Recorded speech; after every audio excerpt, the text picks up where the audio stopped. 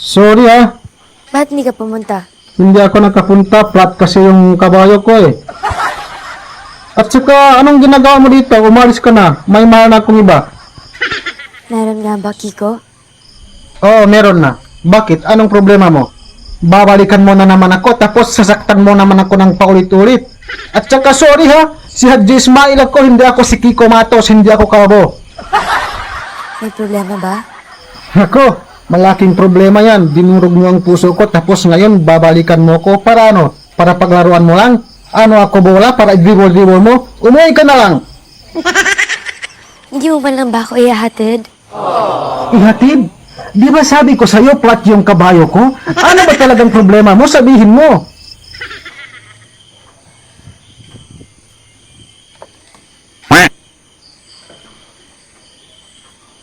It is about Marcos. About Marcos? Bakit? Gusto ka ba ni Bongbong Marcos? Naku, umuwi ka na lang. Pag nakita niya tayo dito, patay ako. Si Tatay Diego nga, kaya niyang ipakulong. Ako pa kaya? Alam ko. Alam mo naman pala pinapahamak mo ako. Ngayon ko lang yun alam na may gusto pala sa'yo si Bongbong Marcos. Pero ikaw yung gusto ko. Naku, huwag kang magbibiro ng ganyan. Takot ako kay Bongbong Marcos eh. Baka pag malaman niya na may gusto ka sa akin, baka ipapakulong niya ako. Pero sa totoo lang, gusto talaga kita. Gusto mo rin ba ako? Oo naman.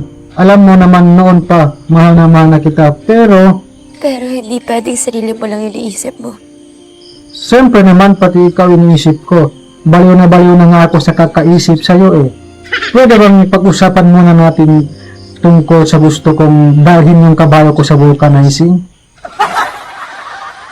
Hindi lang tutungkol sa kung anong gusto mo. Sige nga, pag-usapan naman natin tungkol sa relasyon natin. Alam mo ba kung gaano kita kamahal? Alam mo bang isisigaw ko sa buong mundo na mahal kita? Itaas ko ang pangalan mo, pati nga si Goku at Majin Buu, alam nila na mahal kita. Tinaas mo ko eh. Oo, Ang taas. oo.